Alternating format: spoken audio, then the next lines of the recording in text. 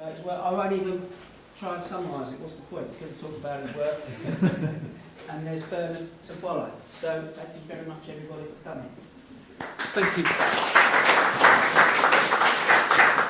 Thank you, Russ and Veronica, for the invitation. And it's a real pleasure to be speaking in Phoenix, a studio I've had for 7 years now. But recently, I've started making work within the studio as a space from which to make pictures. For years it was really a space for research and logistics and not much else. So what I'm going to try and do over the course of the next 40 minutes is to, as mentioned a moment ago, make some reference to the current theme of the Brighton Photo Biennial by way of speaking through the work that I've been making over the last sort of 20 or so years. Just to begin, the work that I referred to a moment ago that uses the studio as a space from which to view the immediate surroundings is recent. I'll come back to it because it would make more sense in relation to other pictures that I make, because I tend to work in series, some of which are quite extended and occur over long periods of time and take in different locations, and others are quite succinct, some that have been made quite recently. So, for example, these two pictures that form a pair of pictures that were exhibited in a small group show that took place in the Phoenix Gallery last year were made literally weeks apart, whereas work that could be seen as the kind of underpinning in terms of a wider practice has been made over the course of about 20 to 21 years. So this picture is from a series of houses in landscapes that have been made on an ongoing basis since 1996, which is, on the one hand, is a terribly depressing thought, but we, as photographers, tend to exercise concentrated attention very often on the same kinds of things. But what I'm going to try and do is unpack some of the ways in which the work addresses some of the core ideas underpinning photography as a practice, what photographs might operate as in relation to pictures, which may sound obvious, but there is a big difference between how I would argue photographs function as images and pictures, and also questions around place. So what I do is really make work that forms connections, both real and imaginary, between different ideas of place. And the work has really revolved around those different ideas and evolved in relation to different kinds of encounters and experiences of place. And I'm interested in complicating distinctions between ideas of what is urban and rural or modern and traditional. And within and throughout my work, I try to acknowledge certain conventions, both of landscape and pictures of architecture, but also of photography as something embodied that has a particular relation to the notion of documentary, which I would argue is more of an aesthetic and a conceptual concern within my work, rather than one that has more explicit connections with genres like photojournalism and reportage. I do work primarily in the southeast of England, and I use particular kinds of photographic technologies, which I'll talk a little bit about in more detail later on. And what I'm interested in doing is making views that are measured and consistent, and usually absent of human activity, which was really the kind of one defining feature over a number of years. And in terms of how the work is photography, but also very photographic, is it tries to kind of embody an intensified stillness and a sense of extended time. So I make ongoing projects that consist of single photographs or closely resembling pairs or sequences. And across all of the projects, there's a kind of slow and deliberate picture making that tries to concentrate upon some of the most basic principles of photography, to try to sort of distill one's process of seeing. So in the previous work, for example, the convergence of architecture and landscape really forms the picture, but also demonstrates a kind of encounter. And in other pictures, they're structured pretty much exclusively by human-made elements. So there's no sort of signifiers of nature, quote unquote, in the work that may characterise the pictures of houses in landscapes, for example. Of course, they're all very constructed around particular ideas of how a landscape might be seen in terms of a domestic situation, but others are completely different in terms of subject, but they have shared commonalities in terms of picture structure. And then works in different series. So, for example, this is from another body of work called Common. They organise non-humanly occurring elements in terms of pictures of place. But the correspondence basically involves consistent picture structures that draw together very different content and potential meanings. But again, just to kind of get a sense of where the distance between different elements is and how the picture actually occupies the space of the frame is really consistent across different pictures. So I'm interested in doing different things with pictures of different places. But of course they're not mutually exclusive differences. So shopping centre interiors, for example, one series, they feature plants as decorative features as well as the sky as a visible light source, as well as the effects of sunlight. And the common pictures can include litter, pylons, footprints and the effects of burning on the land, etc.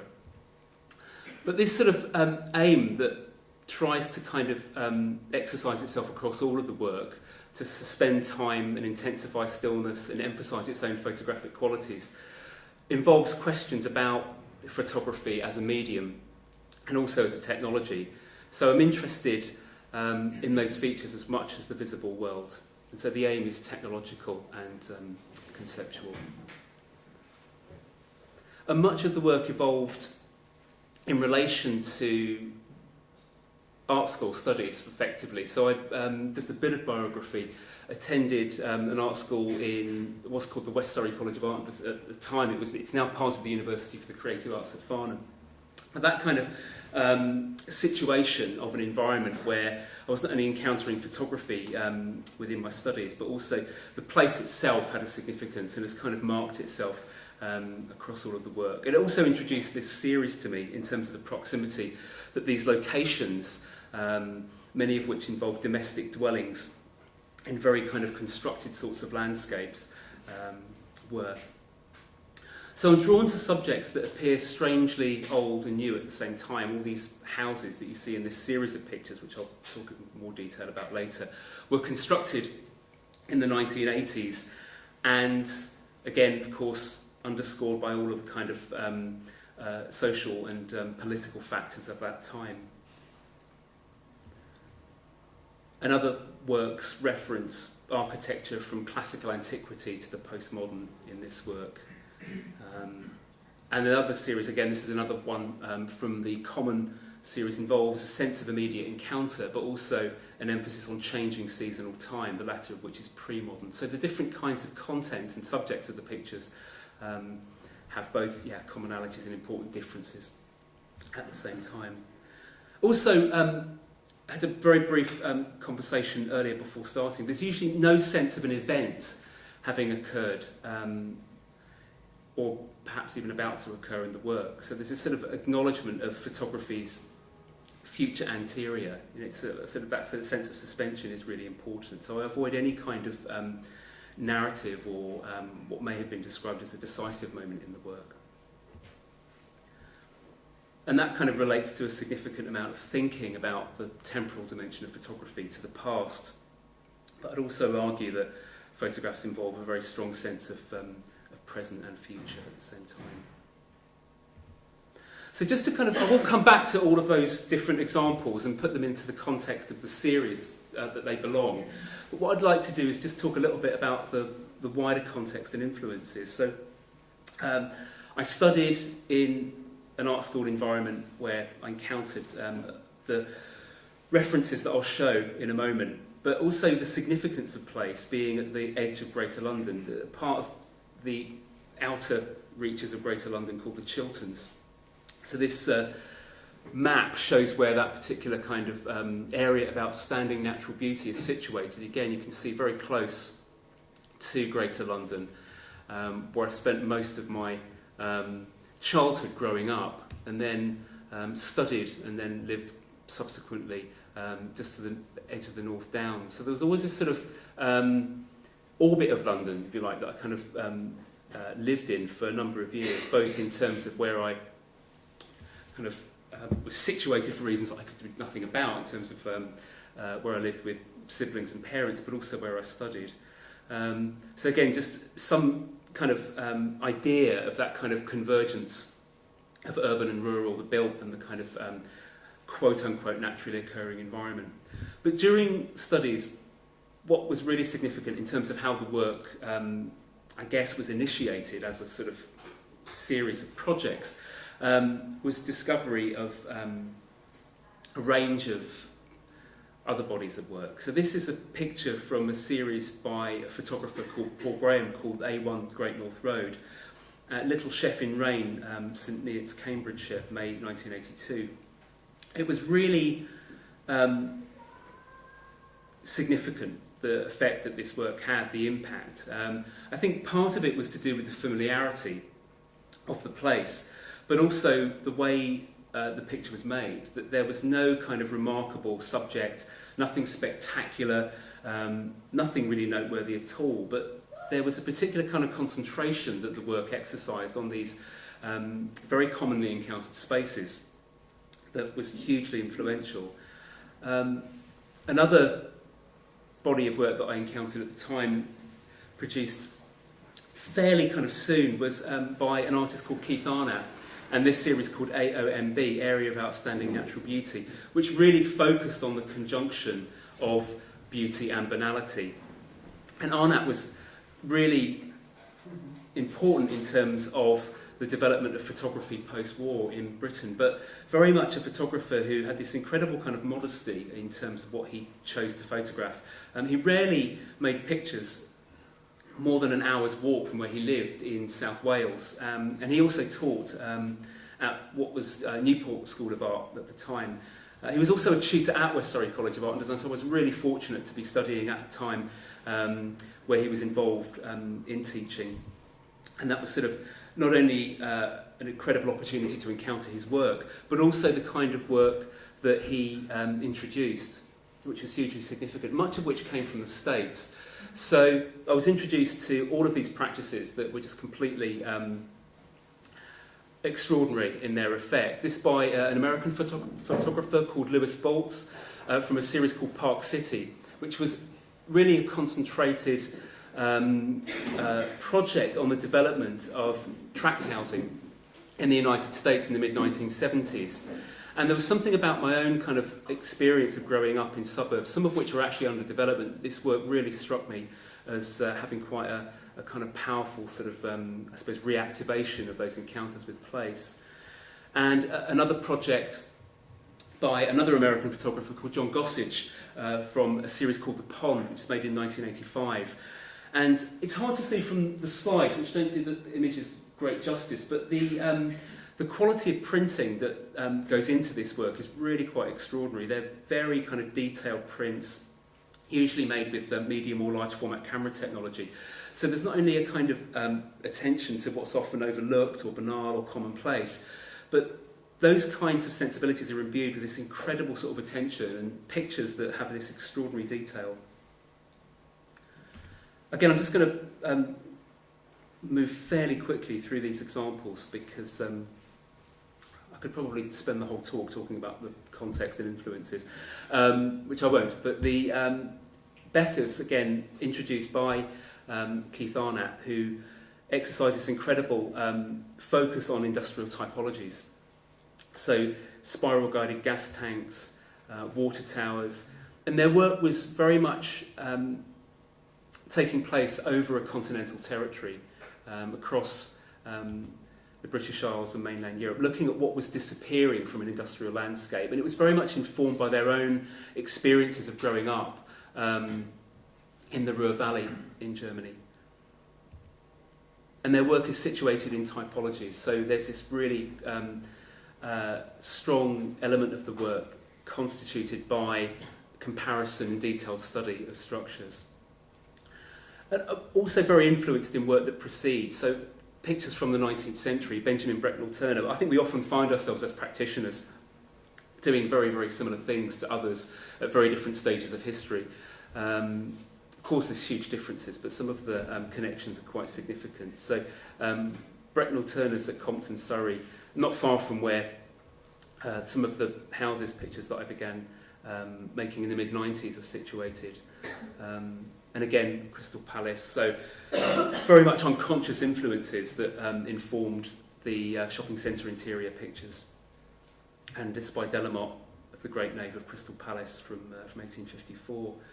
So the history of photography is very important to my work, as well as the forms of painting that also took place at the convergence or at the emergence of photography.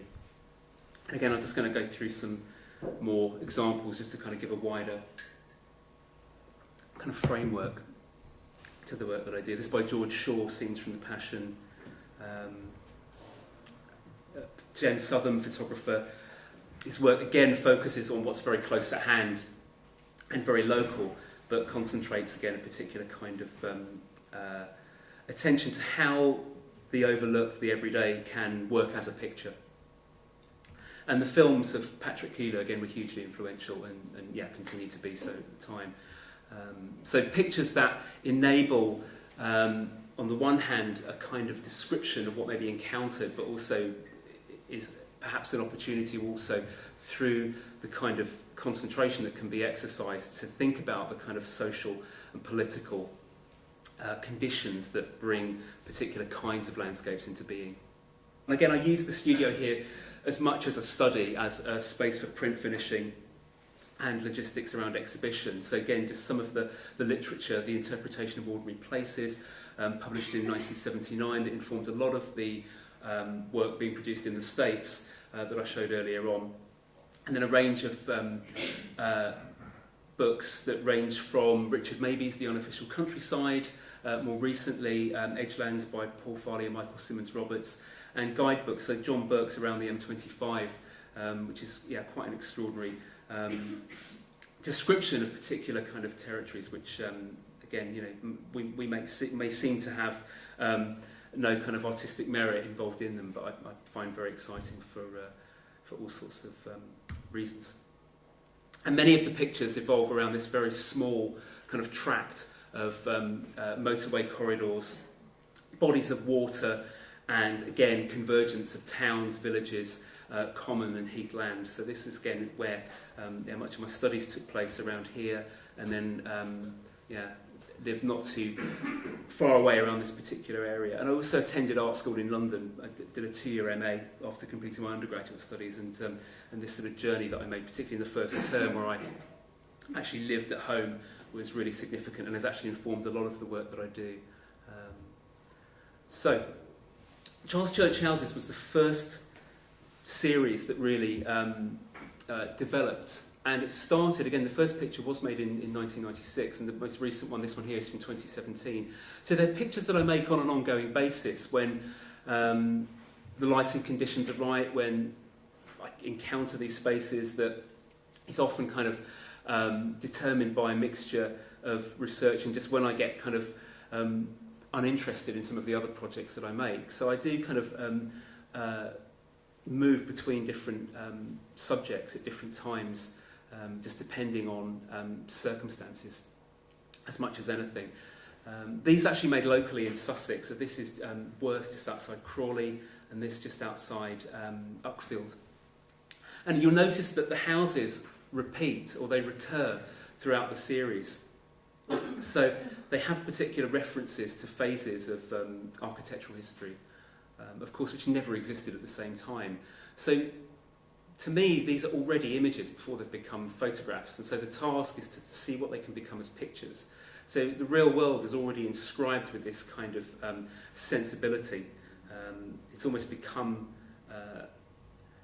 an image of place which is sort of imbued with certain kinds of beliefs around English history, heritage, but of course is in tension or crisis with all of the kinds of demands and desires of contemporary living as well, and our attitudes towards nature and the built environment.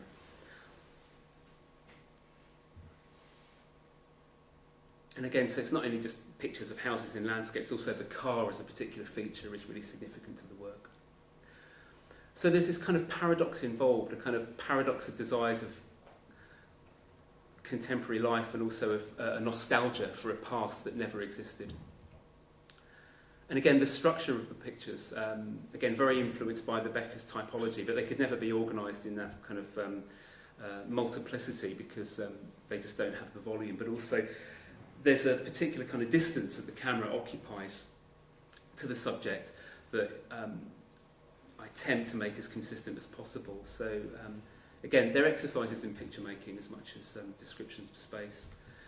And again, they exist very much primarily for the wall. So all of the work that I make really has the exhibition wall as its sort of principal focus.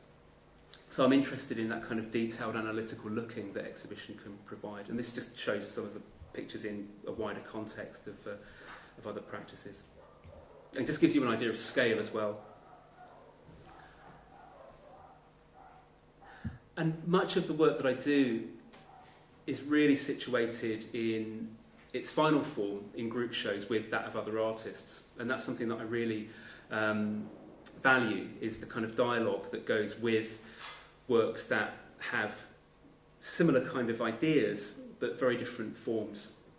So in this exhibition that I was involved in 4 years ago, there's 4 works, one of which is out of frame, but these 3 by Helen Kamek, who is performing to camera singing the hymn Jerusalem in her mother's house, which is a very suburban kind of situation. And Matt Smith, whose work involves these 2 commercially produced but modelled on the shape of 2 of the main lakes in the Lake District. So a very iconic location in England, imbued with all of these kinds of romantic ideals, is kind of brought into a domestic scale and filled with water. They even had live fish in them that the gallery invigilators had to feed every day, so they had a very particular kind of domestic setting. And the pictures that I contributed to the show are 3 of the Charles Church Houses series, again sort of bringing the domestic into dialogue with the quote-unquote wild, and then the common pictures, which again situate a very different kind of idea of a wilderness very close to the edges of a city. The work involves, again, different subjects, but they're all very much coming from a very similar set of encounters. So the houses, often situated in very close proximity through transport infrastructure, including motorways, I'll talk a bit more about later on, but often retail. So the shopping centre interiors really developed out of a desire to explore some of the features of the Charles Church houses, which involve these different kind of architectural motifs, literally stuck to the houses, that involve kind of Greek columns with sort of colonial suburban features that inform the design of the roofing or the kind of half-timbered construction. So that kind of way of thinking about how a structure that has a particular kind of function always involves an image that belies that function was something that I was interested in. So this series was really a way of continuing to explore those kinds of connections, but also very different kinds of spaces. So rather than domestic exteriors situated in landscapes, these are commercial interiors to which there's somehow kind of no outside, or at least it's an outside that's hinted at.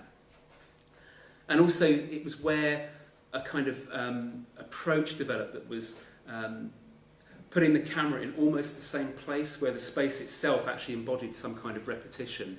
So this kind of exchange of views that is possible when a space almost looks as if it's the same but embodies different kinds of features. So here again, the Blue Water Shopping Centre has this kind of formal quality in its interior, signified as different by different colour schemes and of course different kind of iconography that forms the logos.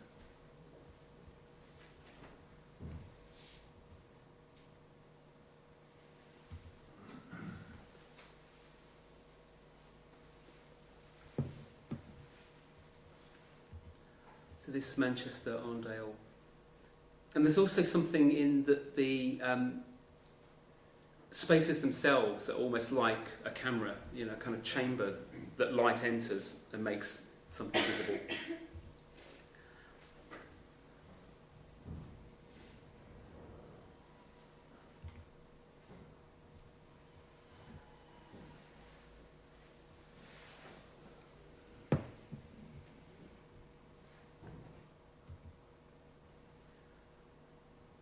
Just going to move fairly quickly through these, many of which are actually situated around the edges of London, but others, this is, for example, in a very different location, Merry Hill in the West Midlands. This is a Trafford Centre in Greater Manchester, and a Meadow Hall just outside Sheffield. So this was an exception where some of the spaces I've been working on for a number of years were kind of sought out in different locations throughout England.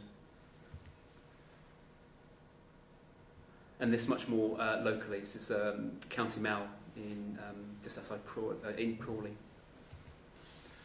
And again, just an idea of where the pictures are sort of situated in terms of scale. I work using a 5x4 camera that produces quite detailed negatives, but I print a relatively modest scale, so the picture kind of fills one's immediate view if you're standing about 1.5 feet away from the picture, but you still sort of retain the edges of the picture and the corners so that you're aware it's a picture rather than a kind of spectacle.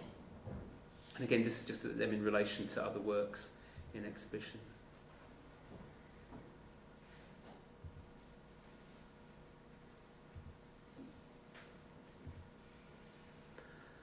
And many of the spaces are accessible through other kinds of spaces. So this was really a kind of body of work that really returned to landscape. I was really interested in the idea of infrastructure, kind of informed by the shopping centre interior. It's a very functional kind of space, just simply contained retail outlets. And often, because you obviously notice that there's nobody in them, they're often formed very early in the morning. And again, the sort of permissions that one had to sort of negotiate, I can talk about another time. But most of the journeys to those spaces involved sort of very early departures. And again, involved different questions such as, can these become pictures, these different views? And again, the similar kind of approach is brought to these different subjects in terms of the kind of recto verso views from different kinds of spaces.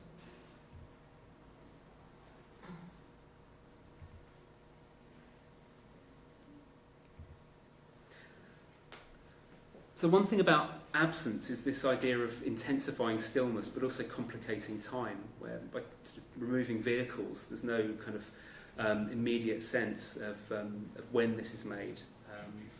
And again, there's spaces which are all about kind of transit, but rendered still, they become something else.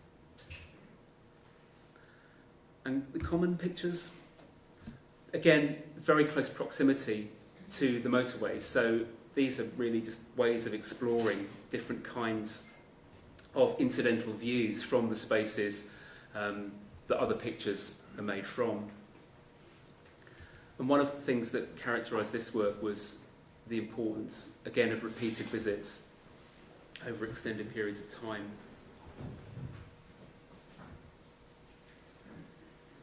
And what I wanted to do was also involve some of the repetition that characterised other work, but in a space that was very kind of ongoing, if that kind of makes sense. So I discovered this partial view through trees in one of the commons and just kept coming back over the course of several months initially and then years. So this sort of sense of seasonal change, which the interiors never kind of demonstrate. So that kind of idea of time is important.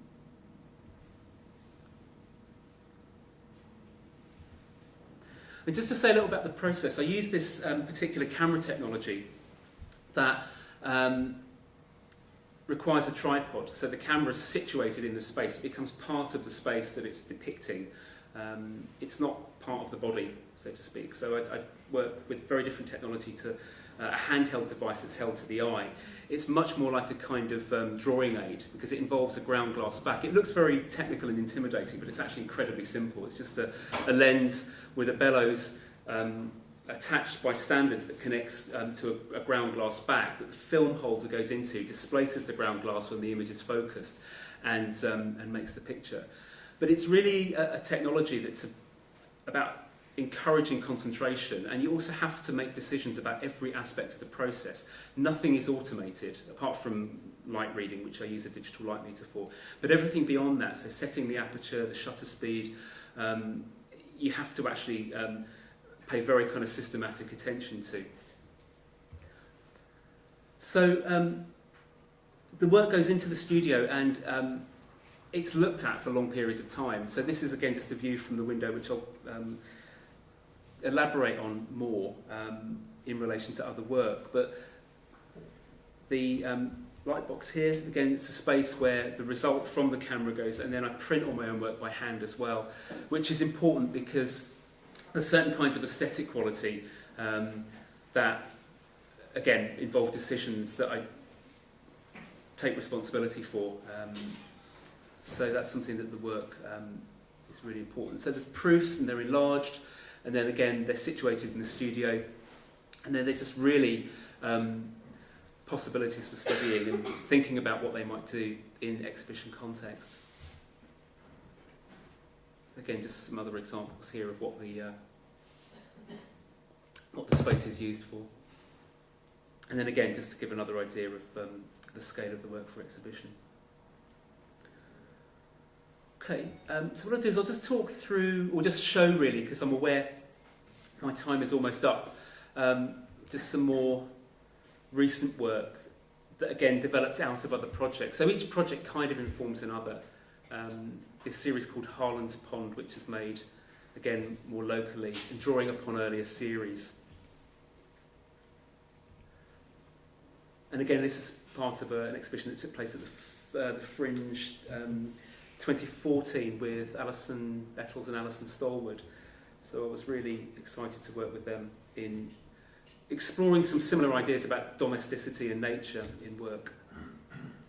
So again, just to sort of finish up with some more recent pictures, I wanted to actually try to resolve the problem of series with a single picture. And I was kind of granted access to the roof of a building in central London, from which this quite extraordinary view, I thought. It's extraordinary but completely unremarkable at the same time, which involved so much in relation to other pictures, such as the infrastructural networks, transportation, domestic dwellings. There's a very iconic skyline, but it's seen foregrounded with very kind of mundane kind of features. We're looking down into the London Underground, where this peculiar kind of garden is sort of situated in relation to this very rich kind of concentration of architecture. So this sort of, started to kind of involve differences, and also the camera is at a much greater distance, and it's also much higher up than in all of the rest of the pictures, which have a certain kind of consistency in terms of the camera being suspended between proximity and distance. And that kind of led on to the more recent work, which really depicts a view from the window of the studio that I currently have here, and also the reciprocal view towards the building in which the studio is situated. So really, I suppose, just coming on to some of the current themes, I guess, that I'd like to kind of address, is the name of the street that when I moved into the studio was really striking, and that the sign for Albion Street actually appears between the two buildings. It's not visible from any other space in the entire Phoenix building. And so it really struck me as being this kind of word that has this really kind of richly multi-layered set of meanings. Again, the sort of ancient poetic language that's used to describe the British Isles or Britain as a whole has this kind of peculiar situation. And I was really partly struck by that, but also by the formal qualities or potential formal qualities of the view. But also in relation to other thinking. And again, I'll just show some process pictures of the camera set up in the picture here. They refer to much earlier, I would argue, very importantly, European pictures, where the different kinds of seeing that were exercised across continental territories brought to bear this new technology, this new kind of process of looking. And so many of the earliest photographs were actually very unremarkable views from windows. So not only Daguerre's Boulevard du Temple, but even earlier, Niepce's view from a window at Grasse. So these are really significant because they've started to kind of really prompt thinking about the European origins of photography as a technology. Of course, there are many other histories and many other territories from which photography emerged. But thinking about how this sort of exchange of ideas across the Channel had these not only really significant developments, which anyone with basic kind of knowledge of the history of photography is aware, but I think some of the kinds of pictures that have gone into much more recent work and some of the thinking about those kinds of shared origins have led to. So this is again just some of the pictures in situ at the group show that both Bernard, who will be speaking in a moment, and myself had work in. And again, some of the more immediate surroundings that may form part of the work. So I guess I should finish up really. To summarise, I'm interested in photography as both a kind of way of enabling the world to be seen as a picture, but also that puts us into the world in very particular kinds of ways, that we can understand the world as a picture as something peculiarly modern. It's also something that's very powerful in terms of its capacity to depict contemporary experience of both unremarkable, commonly encountered places, but intensify the way that we see them. But also how what we often do, I think, is to comment upon earlier kinds of pictures. So again, this by Atjay. And again, I'll just sort of end with a quote, which I think is really significant, because a lot of the work, I think, particularly recently, comes out of unconscious noticing. And this is from Fox Talbot's Plate 13. It frequently happens, and this is one of the charms of photography, that the operator himself discovers on examination, perhaps long afterwards, that he has depicted many things he had no notion of at the time. Sometimes inscriptions and dates are found upon buildings or printed placards most irrelevant, are discovered upon their walls. Sometimes a distant dial plate is seen, and upon it, unconsciously recorded the hour of day at which the view was taken. So, that idea that we see and look in very different ways, and often what's kind of staring at us is something we're very often unconscious of. I think that's my time up. I'll stop there. Thanks very much.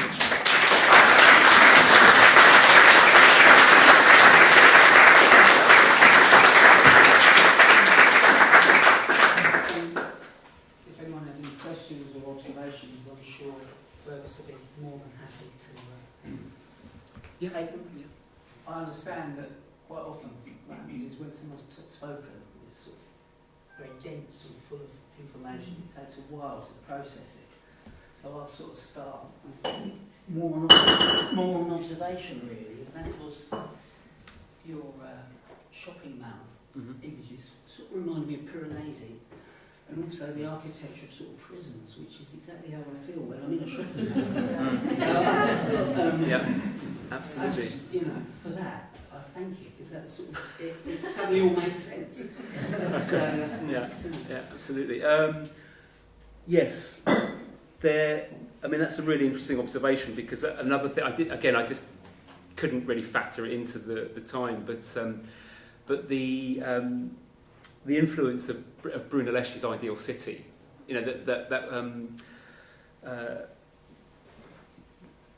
picture of civic architecture that was really a way of exploring early perspective, again, was hugely influential to these pictures. And yeah, they're really, not only in terms of another thing I was going to sort of describe around the kind of significance of Renaissance ideas, and again, the influence that they have, is what their current manifestation in terms of contemporary space involves. So yeah, they resemble temples, palaces, prisons, spaceships. Yeah, what we're looking at and what we're seeing can often be very different things of what we're imagining through them.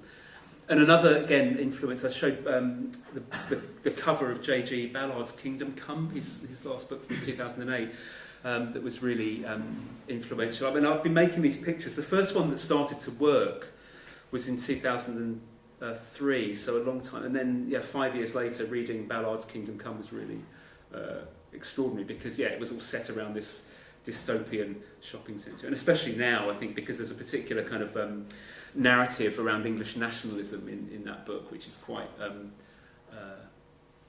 disturbing and also very very current.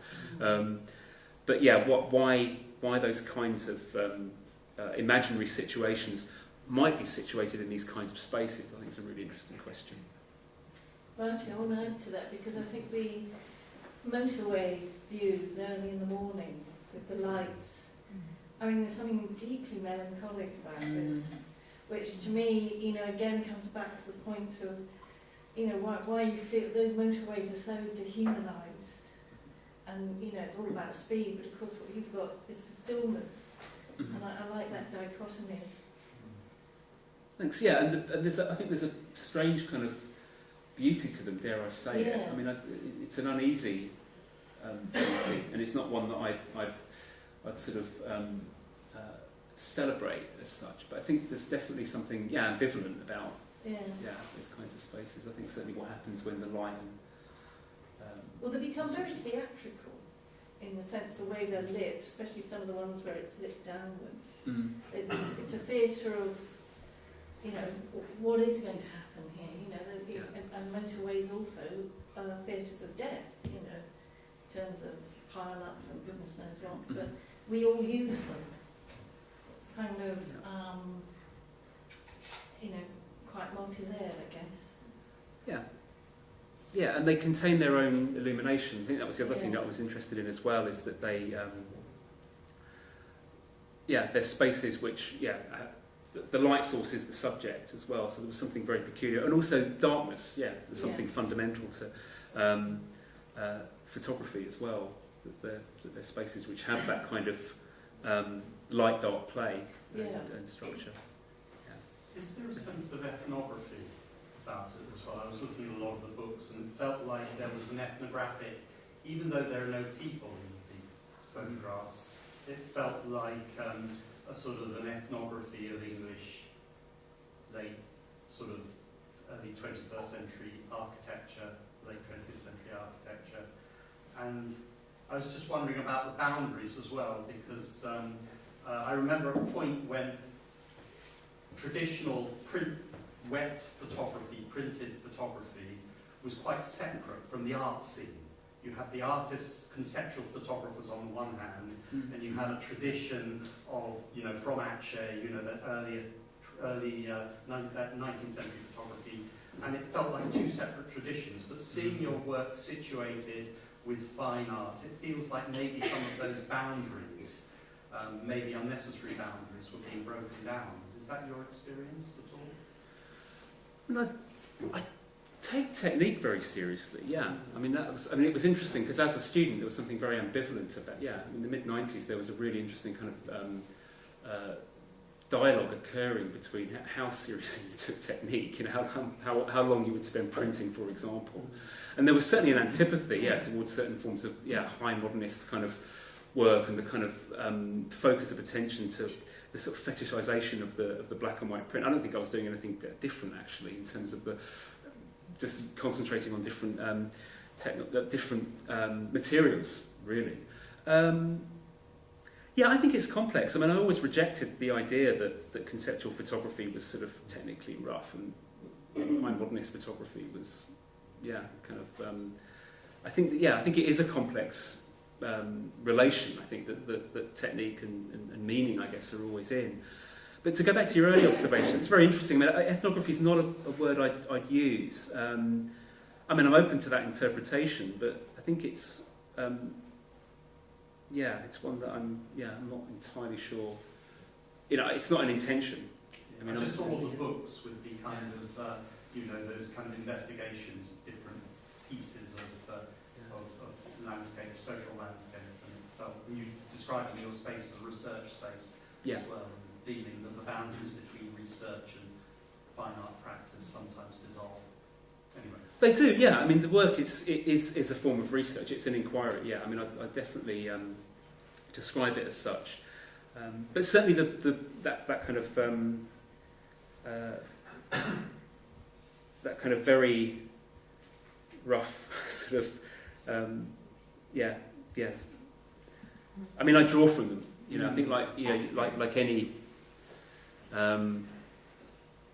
the artist, you know, you pick what's relevant. You know, yeah. I mean certainly, yeah. Edgelands. I know that was a very again, it's poetry, but it has, yeah, there's definitely an ethnographic dimension to it, yeah. But I think it's more the spaces within which the narratives around everyday life are played out that I'm more interested in as pictures, yeah. You suggested at one point, I think, that there was a lack of decisive moment in your photographs. I think there's very much a decisive moment when it's absolutely clear of figures. And looking at the Daguerre Rue de Temple, that's also devoid of figures, but it's also taken at midday, I think, during the day, and the sole figure is someone having their boots polished. Exactly. And that's because of the duration of the exposure. Indeed, yeah. What I meant by that was that there's never any sense of the event or you know the kind of tableau. But you're right. I mean, it's not a dogma, because I mean, for example, with the motorway pictures, there's a very strange inverse going on there. So, for example, for the space to be clear, and sometimes you can see. I mean, this one here, there's sort of traces of like that, but the exposures are not that long. They're about sort of between 3 and 5 minutes, but they can take up to an hour to make because they're made with open camera.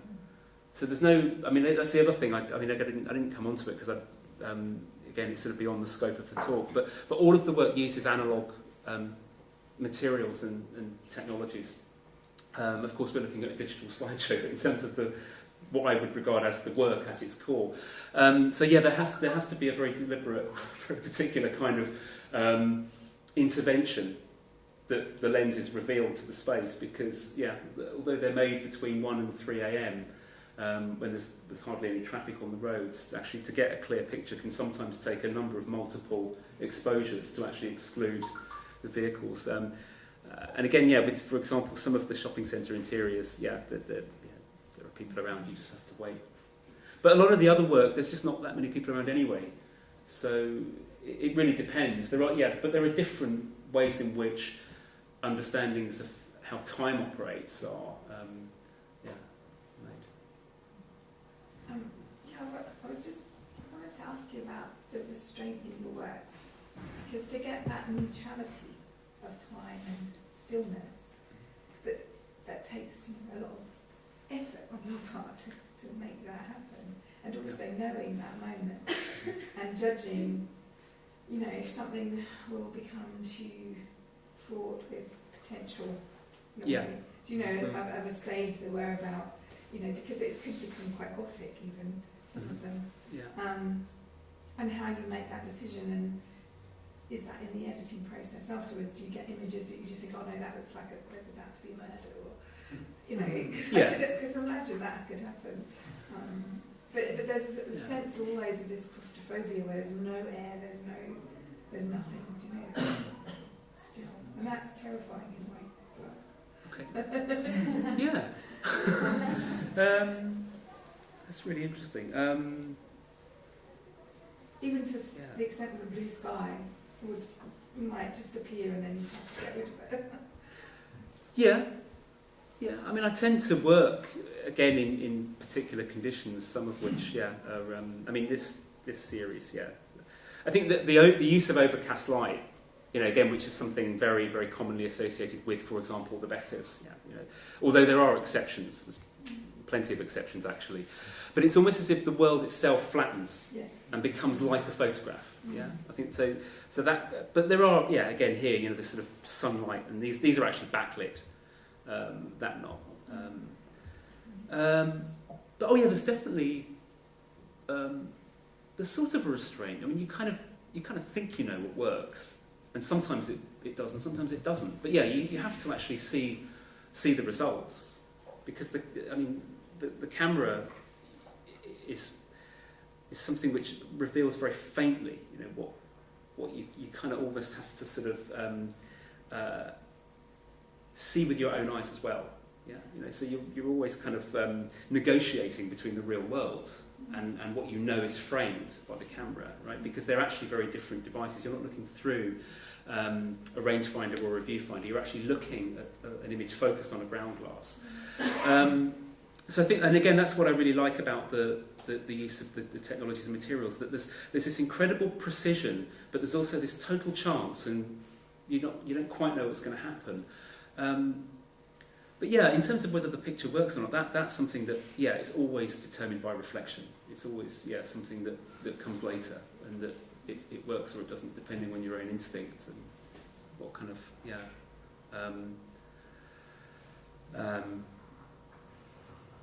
just looks right or just doesn't, there's something very uncertain actually about a lot of the work, although I know that sounds terribly unconvincing in some ways, but it just is, it's just how the process works.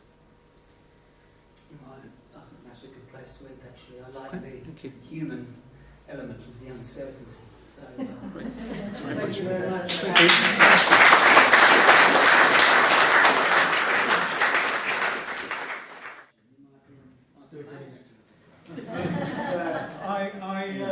I had a studio visit from Jane Bonstra, who's a performance artist from North East, and said I was going to do this and I normally film it, and she said, well, you can do that, make it a performance. So a bit where I go to the camera and turn it off and turn it on again, because it only films for 19 minutes, so I've set my time.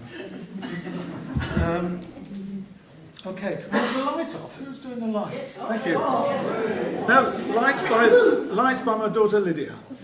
Right, I'm going to go back one because Fergus's presentation is so immaculate and precise, and that's the antithesis of how I do things and live.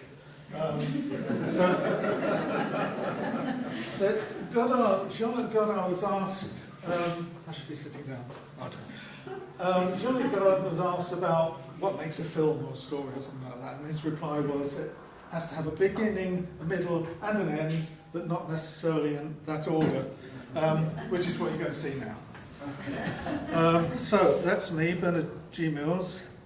There's a photographer called Bernard Mills who takes photographs of railway trains, so it's very important that mine has a G in it, which I have had for a long time. To begin at the beginning, there's me with my two older brothers. I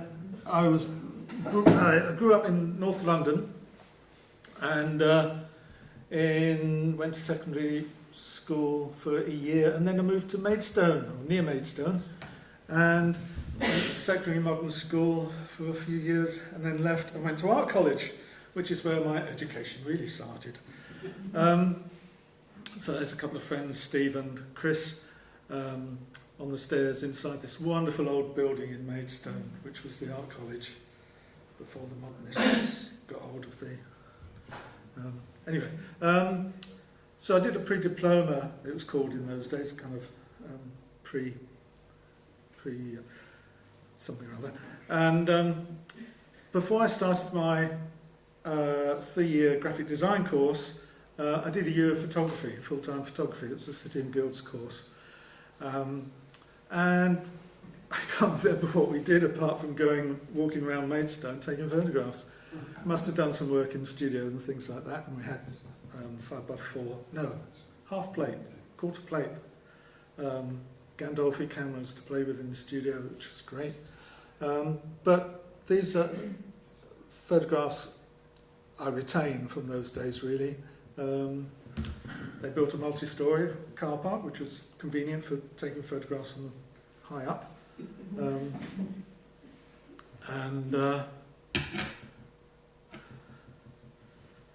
The River Medway flows through Maidstone, and there's the gasworks, and I think that was Sharp's Toffee Factory or something or other, the one on the right.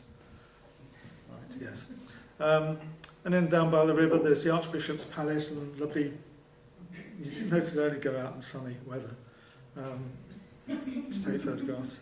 Because the in the college, the photography department was in the basement right next to the boiler room. It was lovely. This car, pictures in there mainly because of the car, but Maidstone was great. It had a lot of visiting lecturers, and this car belonged to one of them, a guy called Don Besant, who taught in the painting. Really, I put this car in to drop a name because he was going out with, who was he going out with? Julie Christie. Julie Christie, thank you very much. I was at Maidstone at the same time as yourself. Oh, really? Oh, excellent.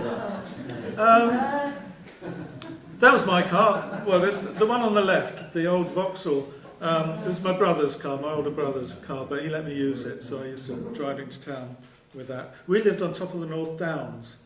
It was really country then, and so it was about 4 miles out of Maidstone. My older brother also had that car, which he used to let me drive sometimes. It was great. It was lovely. It's got, look at the hood. And I put this in because I took this photograph of my father's radiogram, and I'd say it's Ray Charles. It could be Ray Charles. I don't know if it is. But I took this photo because it's significant. It will crop up later, this kind of stuff. I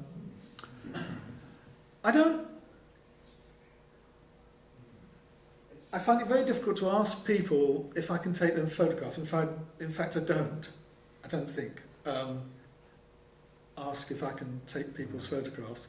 So I've got some photographs here. They're my friends, and they know I've got a camera, and they don't object, and he didn't know about it. That's my friend David. In the canteen, it was whittling away. That was his friend Margaret, sitting in the library. That was Chris. He went on to be a photographer. We saw him earlier on the stairs. He was a photographer as a career.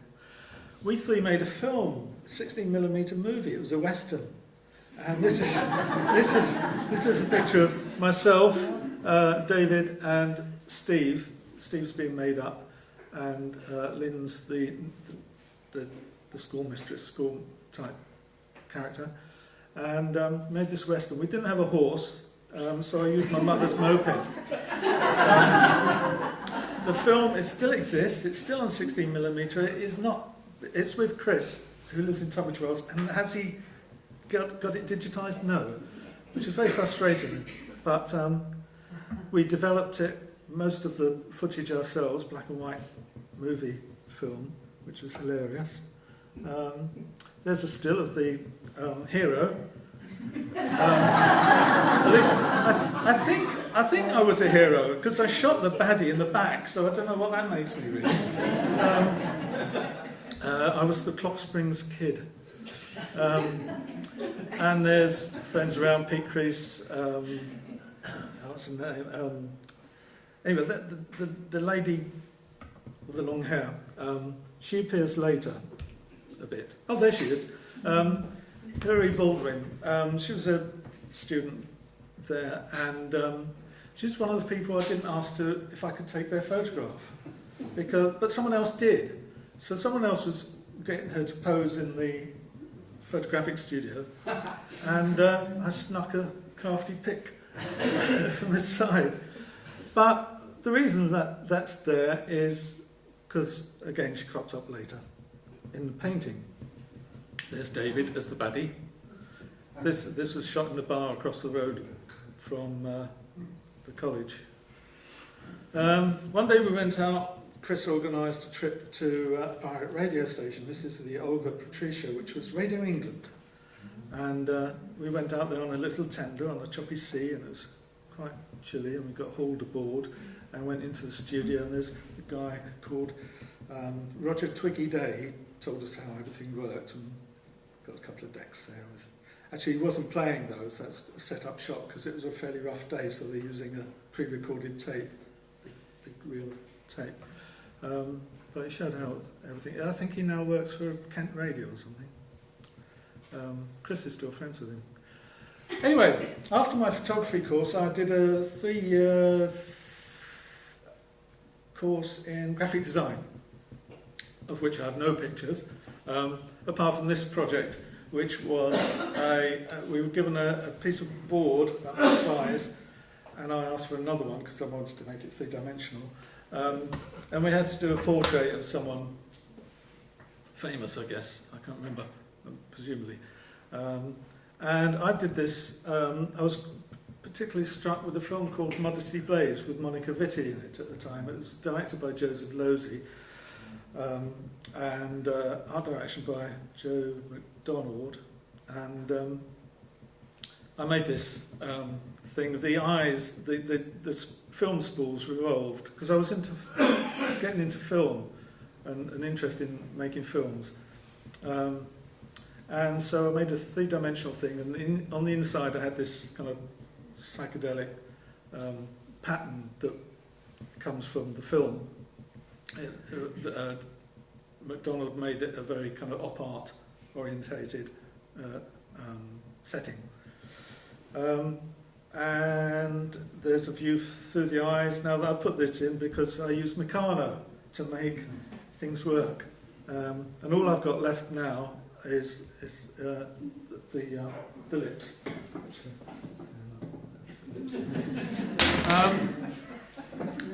At the time I had a girlfriend who I could ask to sit for me, and she was very pleased to do so, as you can see. But she was, I think she was my first real girlfriend, and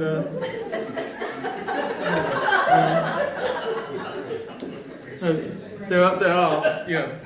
I've got a photograph of her laughing, which is great. But another friend of mine who, unfortunately, he went to Bob Taft. He went to Birmingham the year before I did to do film animation, and he kept writing to me saying, "Don't come, it's terrible." I took no notice. He died in Brighton a couple of years later. He had an asthma attack, which was very, very sad. He was a lovely person. Anyway, I had another girlfriend for a little while. She chucked me. Anyway, I went to Birmingham. I went to study film animation, and I was there for a year and I made a little film. Didn't quite get it finished. Partly because the guy that taught me was useless, and they didn't renew his contract at the end of the year. And I was asked, believe it or not, if I would take over doing his job. So, as he had taught me so little, I spent the summer kind of reading and swatting up on things. But it was all right because I'd learned how to handle machinery and things, and I dealt with individuals. One student would come to me and say they want to make a movie, and we'd talk about it, and I'd show them how to do things, and show them how to use this machine. Oh no, these are other people in Birmingham. This was the rostrum camera, which I became in charge of in the animation unit, which is a lovely machine. But fairly complicated. I had an editing suite. There's me. Most of these photographs I've taken myself. Where I haven't taken a photograph, I've tried to put in a credit for those people that have taken a photograph. But anyway, this is a view from the back of the rostrum camera with my friend Ola. Doing a film about St Vitus dance. There you go. PGCEAE. I taught there for 4 years and then left because when I was asked occasionally to go and talk to a bunch of students in the main building, and that was terrifying. It was all right talking to an individual, but I still find it terrifying talking to a number of people.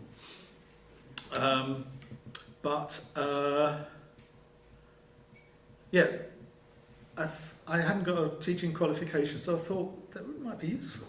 So I did. I went on a teacher training course, specifically in art history, and 1 week we went down to St David's. And this is a picture of that, and that's the only picture I've got from there. Is that another of your goals? No, we were friends, you know, but no, didn't get that far. I can't even remember her name, which is terrible. So after my PGCE course, I did a bit of teaching in a secondary school, which I didn't want to do. I wanted to do further or higher education, and specifically, I went and did my teaching practice in a higher education, further education place. But then I was unemployed because I didn't have a job, and I was employed. There was a government scheme called, I can't remember what it's called, but for teachers to be employed, and this company that taught traffic education, road safety, employed me, and I worked in a big barn of a studio. Well, it was a warehouse really, and I had a desk there. And I did illustration, graphics, and a bit of photography. And I did this for a Christmas card. Then I moved, I'm being as quick as I can, then I became self-employed for 3 years before I moved to Brighton. And this is shot in my dark room. See, I've got a couple of paintings on the go there. And, oh, you can't see what I'm pointing to here. Well, you can see the paintings. One was called Tracked, the bottom one, and the other one was called Background of Blues. I've got a picture of that later on. So, look, there's a typical studio. You'll see more of my studios. And there's me working in it. Look, just proved. That's my drawing board. And you see a red angle there. That's part of a Ford Corsair door, which is my spare Ford Corsair. Right, okay, I like making things. I'm not going to get through this. I like making things. So I hadn't got a record deck, so I thought, I can't afford a record deck. I'll buy the unit and build it. So I got this far with the needle cord, and I like that. The box around the outside isn't finished. I also made the speakers, which are these speakers here, with a lovely sacking front cover. I had 2 speakers with the sacking on. I recently got the sacking out the loft, but it had been chewed by squirrels, beyond repair. That was the finished record player box. That was about the time of David Bowie's You're Led Insane, that's it. Thank you. Good job you're here, Andy. Now I've got a record player, we could have parties. I lived in a communal house, and this is an invitation I did for Susie, whose house it was. And it was her birthday, so we had a rock and roll party, for which I bought a jukebox. Only one jukebox, 2 pictures, one at night. And it worked, kind of. There it is in daylight. There's my 2 speakers next to it. Behind that, there was a shelf with 2 record players, 2 amplifiers, and 4 speakers around, because it was that separate. Anyway, I'll show you quickly how it works. On the right, it got about 144 rock and roll records to choose from, and people would come up, choose one, find a number, 69, go over here, and all these little discs had numbers on. So they'd pick out number 69 or whatever, and they push it down this slot, and it would roll down this cardboard tube into a bowl. And I was sitting behind there. Occasionally I'd take out. So there you go. The whole party went on like that. That was another invite I did for a different party. We had a circus party. Oh, that was a little desert train I built. Desert railway. It worked, it going round and round and round. And they're real cacti in there. And that was a bed I built. That's a platform bed, and I had a library underneath. Not a very good photograph of it. Then I built these speakers. Not these speakers. Another set of speakers, which I use at home and for parties and things. And the deck. So there, I'm the proud owner of newly built decks with a bit of glittery stuff. And that meant I could do parties easily and support bands as well. So occasionally when a band's playing regularly in a pub, I'd be playing records. That means I've got to go over here. It's still going. Just check that the sound's on. Yes, I think so. Right, so I could support bands. So, that's me. The one photograph taken of me at a party playing records. You can tell I'm playing records because you can see what I'm actually playing. Rap Payback by James Brown, and I think on the other deck is can't read it that much, but it's Shame, Shame, Shame by Blues Band. Jimmy Reed. Okay. Supporting other bands, I'd take my decks along, plug them into the PA, and it's great. And occasionally I'd go along and take photographs. It's my friend Steve playing guitar. He crops up again and again.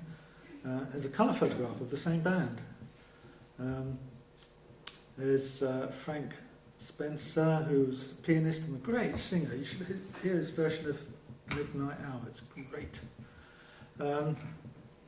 This was taken in the changing room. It's a drummer. I just like that photograph. I think it's funny. Okay, I was doing a a house party, and this guy came up and said, "Can I do some skanking over your?"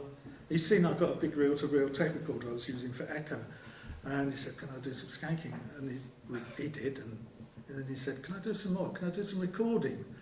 And it turns out he was Ranking Roger, who was in the Beat, and so this is him in my house, in my bedroom, studio, whatever, library, art gallery, music room, and he's anyway.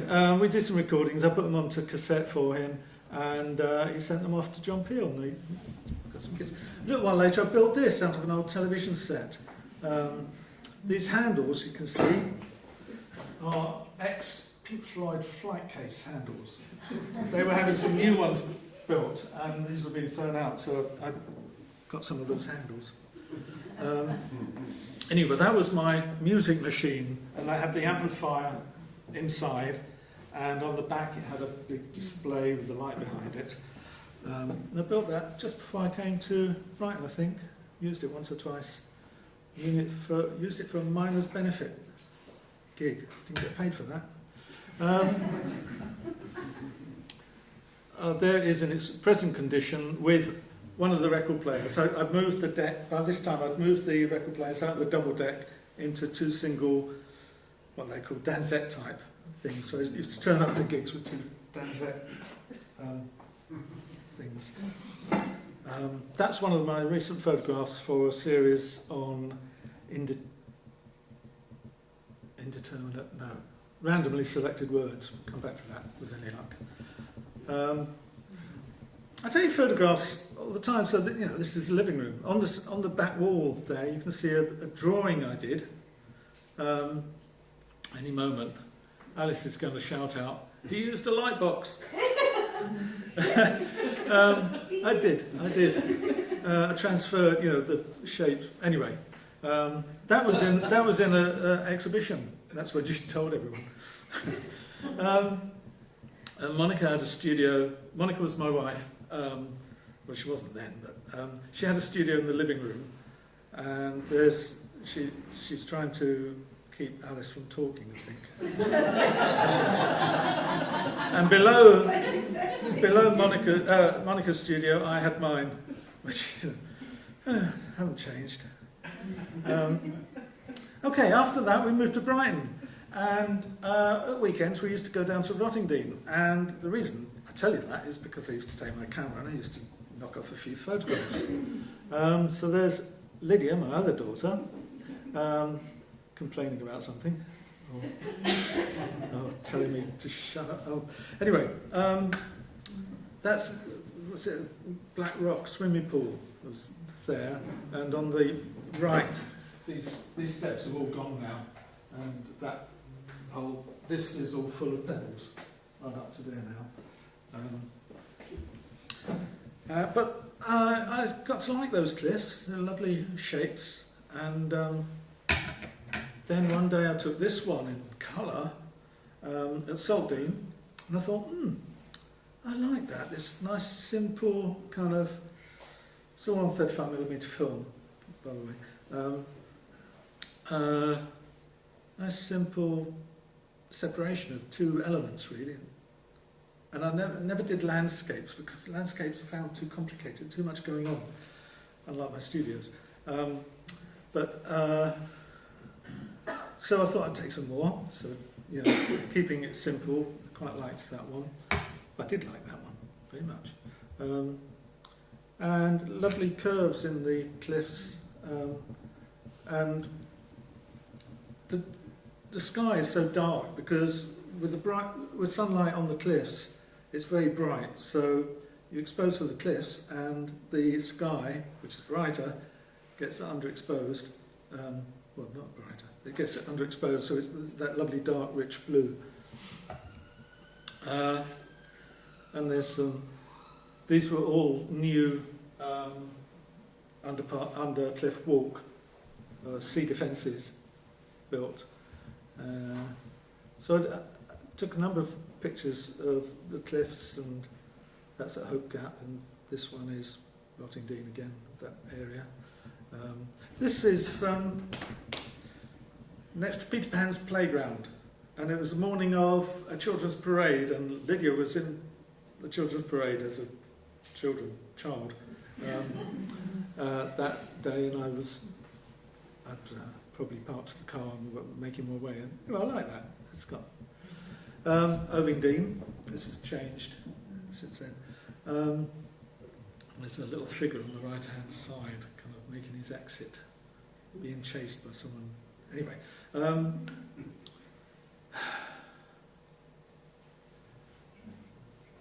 I did these photos. This one, these steps have gone. I refer to this picture as the Sphinx. I can't imagine. Anyway, this is one time I did go and ask someone if I could exhibit these photographs, and I went to Rottingdean Museum and Art Gallery. Oh, I didn't set my finger. Went to Rottingdean Museum and Art Gallery, 12 minutes. And they said, yes, you can have an exhibition. I had to pay for it, but...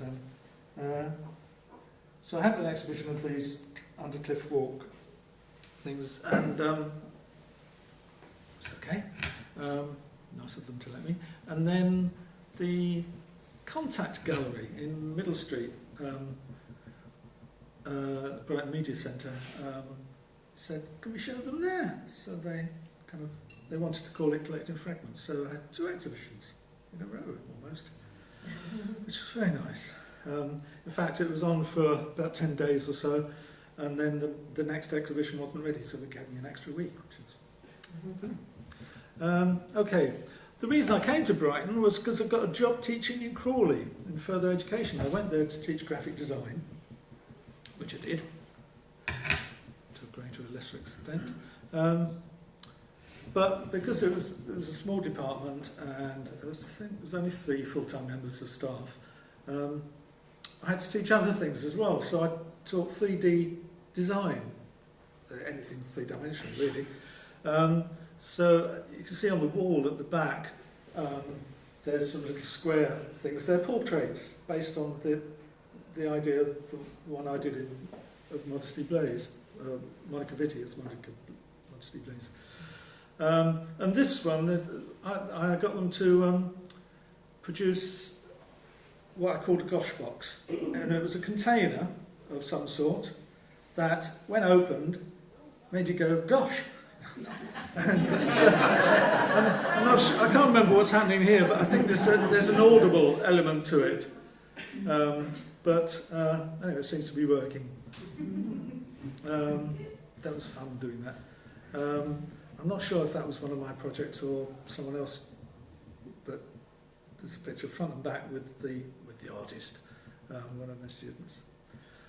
There's a couple more students. One of them's shooting us some 8mm Super 8 film.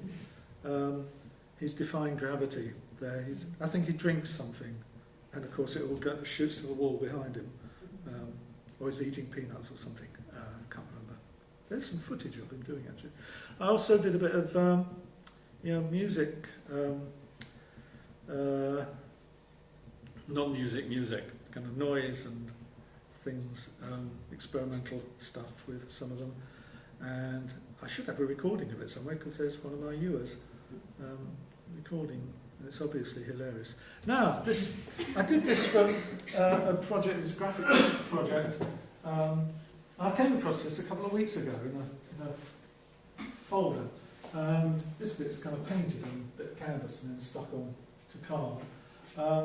And it goes back to the beginning, middle and an end again. And it was part of a project to do a sequential imagery. It could have been comic strip or flowchart or storyboard for a film or something like that. I gave them the subject and they choose how they treated it, the students. But I used to get fed up with inventing all these great projects for them to do, so I kind of tried to join in myself and at least produce something. So that was just for fun. Then eventually, after a while, I started teaching photography, and so I started teaching full-time students. It was a 2-year kind of foundation course. It wasn't called that, but it was a 2-year course, and they then go on to universities, etc.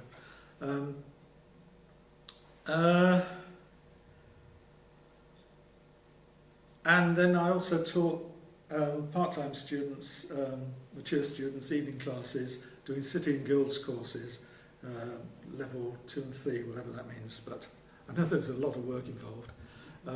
Everything from image formation, how kind of silver halide is exposed to light and how they change to silver salts, etc. Characteristic curves, sensitometry, the kind of the way exposure. Nodal points. How nodal points? Where do you find nodal points in a lens? Very important. Bit of semiotics and loads of practical work, of course. And I even know this student, I had sent them a project there to do 3 portraits. One a kind of formal portrait, one a portrait which represented the person somehow, like, typical, and one self-portrait. And she wouldn't do a self-portrait. And she couldn't pass this particular module if she didn't do a self-portrait. So I wrote this, got her to hold it. I pressed the shutter, but she told me when to press it. So, so she did the photograph for me. And the other one was a bomber. Photo bombing, I think it's called. Anyway, crack on. Oh God, they used to have to do reams of work. I had to read it and mark it all. Oh, anyway. I also taught the use of computers in art design. So I taught freehand, Photoshop, started off with PageMaker, Quark Express, Illustrator, that kind of thing. And we had a small suite of Apple Macs, but they got old and we needed to upgrade. And the computer guy in charge of buying computers said, no, I think Apple's going bust soon. I hope he's still alive. Anyway, I used to take students to Amsterdam 1 year and Paris the next year, and vice versa, because it's a 2-year course, they could go to both places. And I took this picture of the number 9 tram in Amsterdam and brought it out and did a montage and put it in front of Crawley College, printed it on an A4 piece of photo paper and stuck it on my studio window facing outward, so every time the computer manager walked past, he'd see it. Anyway, he left and we got a new guy in and he got some nice new Macs. Okay, I don't know how time's going. Work for other people. I do loads of work for other people because they ask me. Mike Horseman, the guy in the white shirt, asked me to take some photographs at Shoop, which has since become quite an iconic Midlands nightclub. Nightclub, I call it. It ran from 8 o'clock till 10:30 on a Thursday night. But it was very successful. Great atmosphere.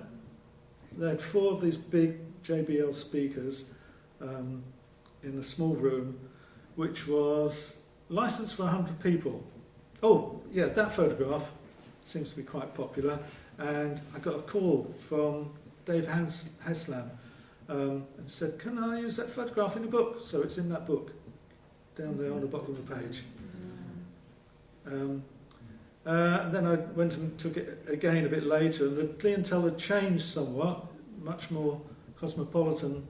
This club started off as a place for art students away from the universities in Birmingham. So it was in a bar, in a room above a pub bar, and it was licensed for 100 people, and it was very popular, and used to get packed out. Used to get 400 people in there easily, but some wonderful music, and music I still play today. And there's Mike with his Shoop Shoop shirt, freshly made, and his friend Jane. Mike lived next door to Steve Gibbons and the Steve Gibbons band, and there they are playing in the park near Moseley. And Pete King, the other DJ that in that earlier photograph, he went on to manage Steel Pulse. There's Steel Pulse playing. And I shot some Standard 8 movie there as well as taking these pictures. There's a picture of some people dancing, and Steel Pulse in the next frame, quite like that. I recently took this photograph from the 8mm, and I did that as well recently. That's quite like that. There you go. Mike also managed the specials for a little while, and he asked me to go over to Coventry with him, take some photographs in Jerry Dahmer's kitchen where they were rehearsing. So a couple of rolls of film in there, and there we are, Jerry Dahmer's with his microphone and... Got all his teeth. Yeah, you're right. Yeah. And then they wanted me to photograph them on stage, so there we are, one of Birmingham's nightclubs, Rebecca's or Samantha's, I can't remember, which I have to look on my website, I've got it written down. And there's my mate Steve Ajay again. By this time he'd learnt to play the saxophone, and he now plays in a blues band which is called the Blues Giants, and he also has a jazz band, and he plays bebop with his saxophone.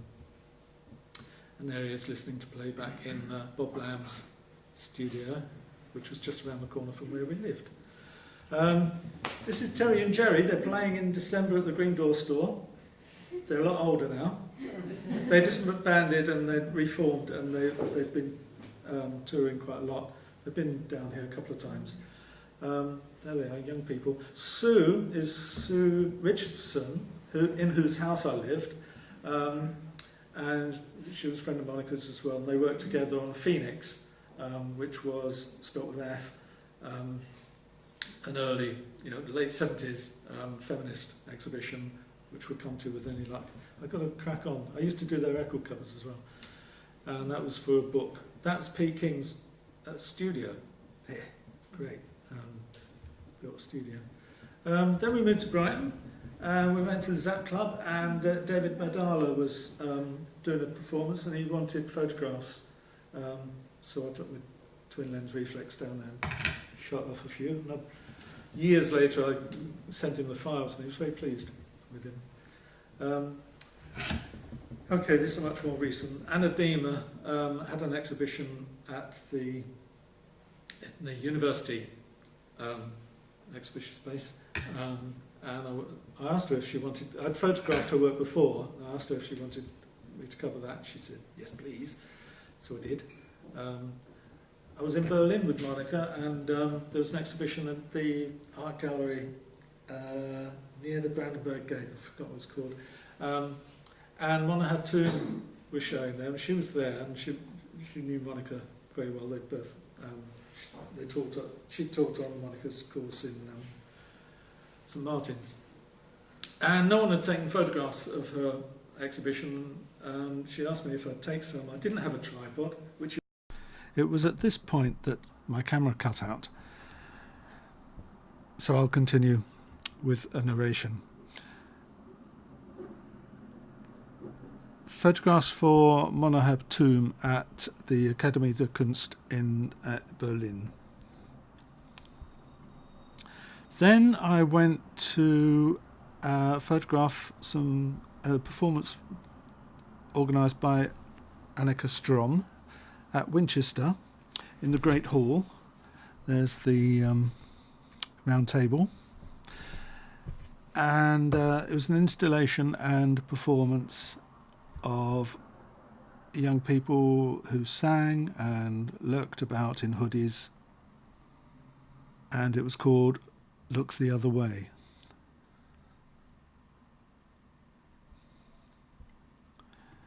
Michael Rosen was a fashion designer, and he wanted to set himself up as an event organiser, and it was all very stylish. And so I took lots and lots of photographs for him of little setups that he'd organised in his house and wanted for publicity. So here are some of the photographs that I took. I took hundreds. A little later, Michael Rosen got me to go to Selfridges in London to photograph a launch event of the a perfume by Jacques Azaguri. And there's Jacques Azaguri with a famous person. And there was lots of people there to photograph, and I shot some film as well. And there were a couple of models walking about, and they were just very photogenic, so I took pictures of them as well. And set my timer. Must be running out of time actually. I haven't got started on the proper stuff.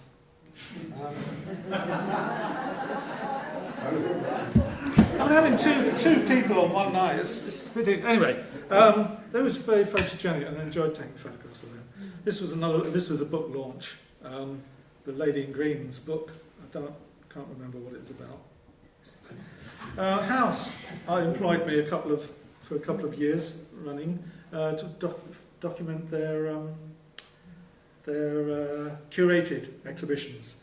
So this is Matamata, which was produced by Jane Fox and Irene Mensah. And that was difficult to photograph. It's very white. Yeah, rather enjoyable. And I was asked to photograph the ceramic house, and that's when I first met Kay. And there's Irene Mensah was walking around as well. And got some pictures of her in the ceramic house. So there's lots more photographs, but it's just... Anadina, again, another installation, this time part of the house project. This was Hangover Square installation. Lots of lovely details to photograph. This was out on the grass opposite. It was helped me get my feet back on the ground. There was a carpet with those words cut out, and those words were put in the long corridor outside this room. So I did a montage, a kind of fiddly bit. Stood on the table, took pictures and then joined them all up. You see the wonky doors going at all angles and the top. It's fun to do. David Batchelor's exhibition in the Regency townhouse. That's David Batchelor walking across the room. It's quite dark in there. There's this little documentary photograph. And one of the house opens, I had a couple of pictures in. There's a couple of people looking at my couple of pictures, I was very pleased to have them. I did a lot of documentation of the permanent gallery exhibitions, and for one after the other, lots. This was a performance taking place in there with Mikhail Kyriakis doing a performance in the permanent gallery. Lighthouse, Evelyn Wilson, it may have been her asked me to do it. She's speaking. This was in the theatre at the university. It was a conference or something, documenting it. But then Lighthouse, Jamie Wilde asked me to photograph an exhibition here. This was before I came here. And so I photographed the exhibition and the opening in use. And there's before I came here, so I didn't know all these famous people playing guitar. But so I just took photographs. And there's Hugh Fox taking photographs. He was taking photographs for Phoenix, and I was taking photographs for... so I took a photograph of Hugh Fox, unbeknown to him, and he took a photograph of me. I didn't know that. I was busy photographing Emily Terry.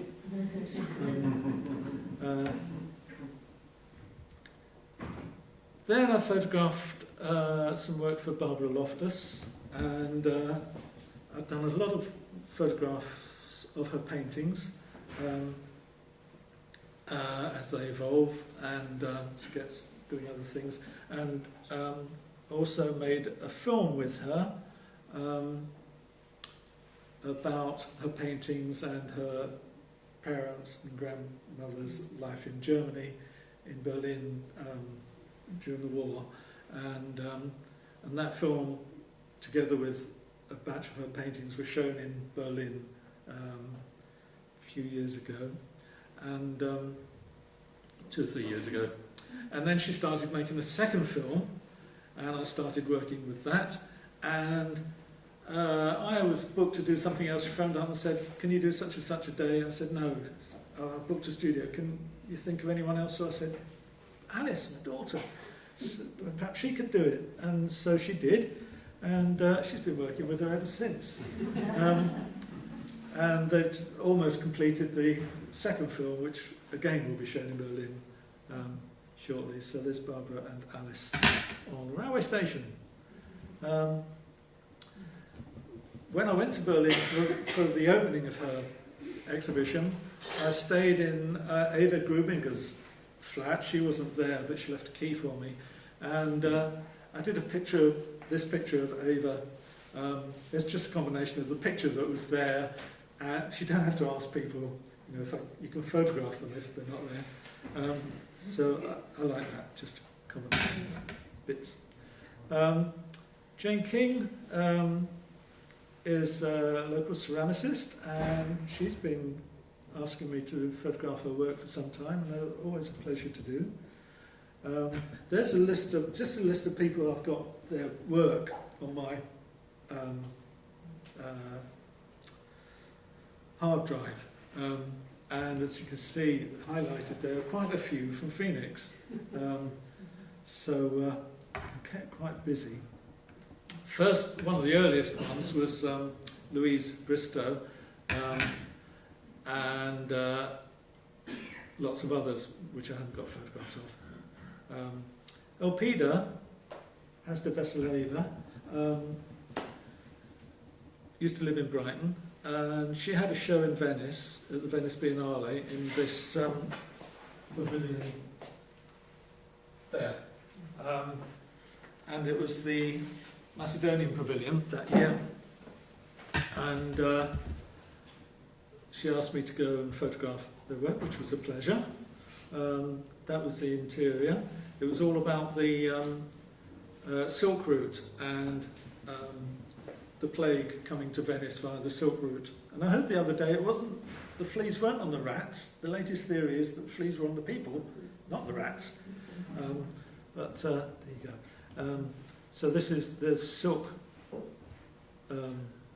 silkworms, and there's raw silk, the black lattice there, and lots of rats, because Elpida tends to work with unusual materials.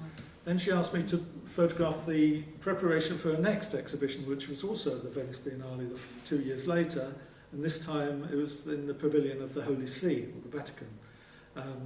And so she started producing the work, which was made out of sheep's stomachs, lamb's intestines, and a cow's stomachs, I think. And there's someone laying out bits of treated intestines and things. And that was the installation in Venice. Over on this right-hand side, you can see a little light. That's a doorway. We'll come back to that shortly, because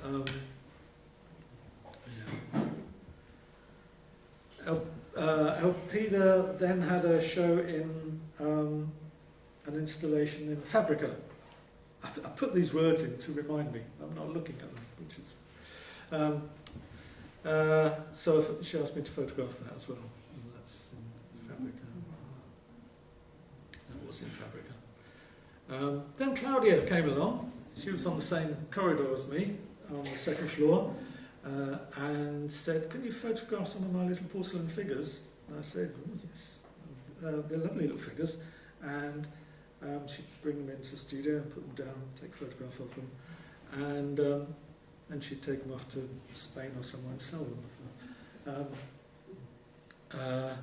So I did quite a few of those.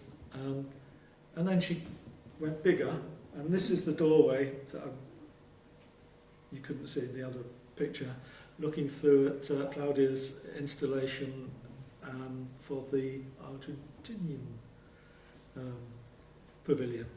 This was in 2017, and there's magnificent Gigi, and that figure is life-size, the woman. So lots of pictures of that, and it's quite a huge installation, and quite magnificent. And this photograph, I've always been tears in my eyes when I look at that. I photographed the Whitstable Biennale for 2 years running, documented their installations and performances, etc., etc. And there's just one photograph here. This was the closing act, if you like, of the 2014, which was 2 ships with making lots of noise. There's a film of this that I shot on YouTube. Actually, I quite like it. I won't tell you more about that because. Okay, Club Europe Express. I went to this. It started up, 18 months ago or so, in the Rosehill Tavern, and after a couple of attendances, Marek asked me if I would be their official photographer. So I'd take the camera along every time. And this is the guy that brought FIP to Brighton, the FIP radio station, and he's telling us how it happened. And there's one of the FIP presenters.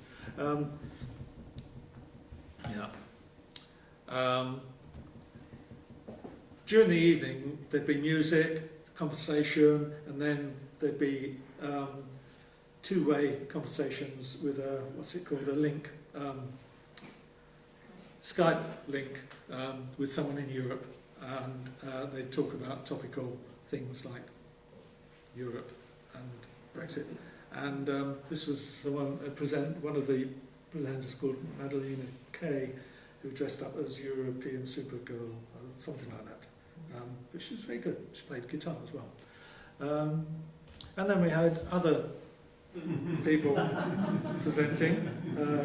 Joe chaired one evening, and then he's doing this performance that you might have seen there or elsewhere. Very good. And apart from taking photographs, I play records, which is, and throughout the evening, when there's things going on, and hopefully at the end of the evening we had a little chance to have a little dance as well. So there are people dancing. The next one, incidentally, is on the 1st of November. Right. I don't know how we do it for time because I haven't got anywhere. Monica and Annika Strong. Monica curated an exhibition, and Annika Strong was the artist. And it was called Call for a Demonstration because Annika is Swedish and she'd lived in Germany for a number of years, in Berlin, and she moved to Hove, and as soon as she got here she wanted to go and find the Contemporary Art Museum because there wasn't one. So she was a bit disappointed and thought she'd got a young son, he's going to grow up, and where's he going to go, to see contemporary art? So she did this wonderful thing where she wrote a letter 20 years hence, and that was displayed in the exhibition. And she organised this demonstration of children, saying, "We love art, we want a museum of contemporary art," and things like that. And they walked down through Hove to the seafront, and then they had a picnic, I think. And there's a book with lots of photographs, myself and several other photographers. And then there's a book launch, and Monica's doing the book launch. That's in London, somewhere. And then going, it's all jumping forwards and backwards. This is late 70s, I suppose, in Birmingham. There's Monica and Alice preparing for the Phoenix exhibition at Birmingham Arts Lab. And there's Sue Richardson again. She was also in Phoenix. There's Monica's studio in Birmingham before we moved down here. These were part of Monica's performances. This was The Unquiet Woman, as is that. She did one called Gold in the Furnace, which was about the effect of atomic radiation on unborn babies in the Micronesia, I think it was called, in the Pacific Ocean. And these were photographs. These aren't an actual performance because we didn't document her performances in those days. This was set up in her studio in Red Herring, North Street. This was Impasse, an exhibition, Violence of the Imagination, which was in Brighton. We ate a lot of eggs for this because these were all eggshells put on the tabletop, covered in glass. And red marbles on the floor. Sorry, I'm going on too long, aren't I? And I've been charged with the task of documenting Monica's work since she died 5 years ago. So these are kind of preparatory drawings of hers which were done for a series of performances called Iris, and this is where she's getting an iris tattooed on her arm, and her head is clamped like that because there's one camera on her arm and one camera on her eye, on her iris as it kind of flinches and things. And she put together a work with Ruben Braithwaite. Yeah, they did a kind of video piece which they hadn't got the technology to do, and Ruben invented it, I think. And shot film, made a video, and there's she's down at Bexhill Pavilion. And I was taking photographs. This was an exhibition she had in Weimar in Germany, and there's Lydia helping. I won't go into the details of this because I've just got to shoot through. This is only part one, by the way. There's Monica learning how to play Que Sera Sera with one finger. I don't know what she's doing with the left hand, but because she learned to play it with one finger. And then we recorded it, put it on a 1/4-inch tape loop, put it onto a cassette, and she used that in the performance of Fleur de la Lune, of which there was no documentation because we didn't document the performances in those days.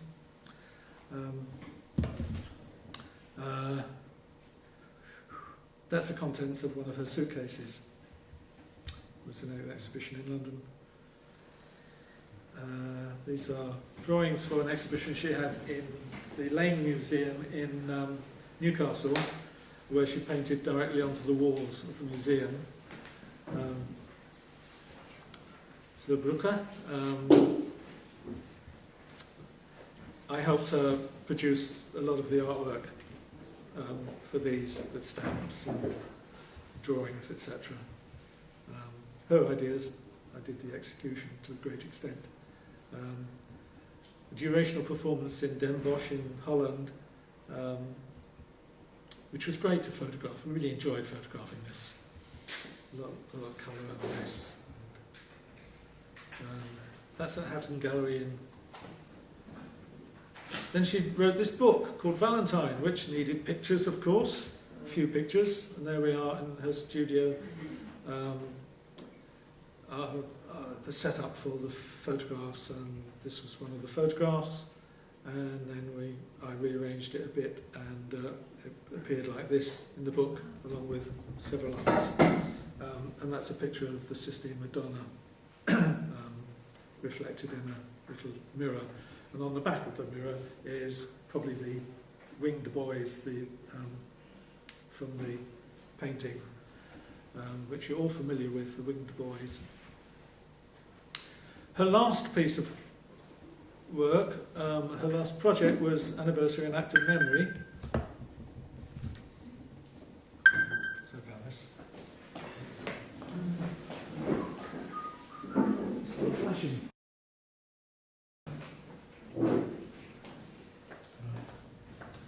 Anniversary and Active Memory, she decided to learn the Universal Declaration of Human Rights off by heart and recite it. And she did this once or twice, and then other people wanted to join in, and so they would learn an article from the Universal Declaration of Human Rights, and in whatever language was appropriate to them, because it is the most universally translated document. And there is. And we produced these books for the 2011 Brighton Festival, and there's a whole pile of them. If anyone wants a copy of the Universal Declaration, they're on the table outside in the entrance hall. Just help yourself. So this is a photograph we did in what is now my studio, it used to be Monica's studio, and this became the kind of logo for the whole project. This was in the British Library in 2008, which was the 60th anniversary of the Universal Declaration of Human Rights. The woman in the red hat is one of the red ladies. They were also doing a performance. They walk around mysteriously. This was in Phoenix. There's Mike Rosen, not paying attention. This was in Phoenix in 2009, again well before I came here. Hove, Seafront, Lawns. This was a combined effort that other people would come up on the stage and recite their bit. This was at Beaconsfield in London, where 50 other artists took part in it. Overall, there have been over 1,000 people participate in this series of things. There's Hannah O'Shea doing it in Latin. Susan Hill in the background. Susan Hill in the background. I was going to have an animated, but I've got time. She was in the Mikhail Kyriakis' opera, Zenon, and this is during a rehearsal at King's Place in London. We did it twice there. It's a great hall in Dartington. London School of Economics. Galway, Museum Square in Galway, during a performance festival curated by Andrew Mitchelson. This was in the Baltic, in Gateshead, which was done by signers only, British Sign Language. It's called the reverse order of things. Normally people speak it and signers sign, but it's the other way around. Rochelle School, that's this is preparatory prior to a performance. This was in the Onofrini in Bristol. There they are at the end, applauding everyone, each other. In Documenta in Castle, Monica did a solo performance in 2012. There am I, filming it on a little DV camera, because Alice's big camera is too bulky to carry on certain planes, cheap planes, and so we used that little DV camera, and Noah Abed took the photograph.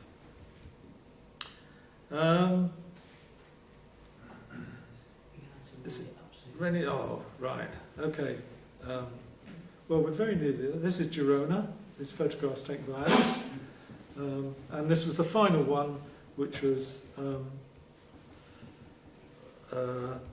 at the United Nations in Geneva with the delegates from the Human Rights Council. Since then, since Monica died, we've had 3 exhibitions, 2 in London and 1 in Newcastle. This was a Valentine exhibition at England & Co. And this was the Newcastle one, part of the Newcastle one in Newcastle. Now I'm supposed to change reels there and get on to contemporary stuff. But I'm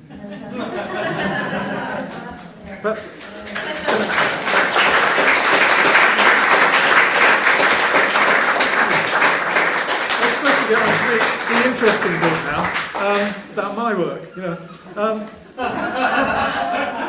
Perhaps I can do one another time. Yes. Okay. Right. So, any questions? We have to have part 2. Oh look, I brought my speakers down. I'm going to play this. Have we got time for 3 minutes? If I can get this open. This is a part of a 2-hour video I made of my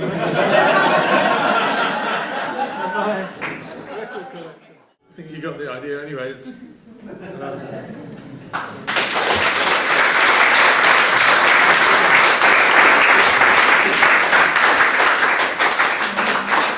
wanted to play that because I brought these speakers down 2 flights of stairs and I was taking them back.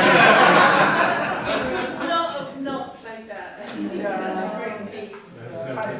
It goes on for 2 hours. My entire record collection. Bernard, thank you very much.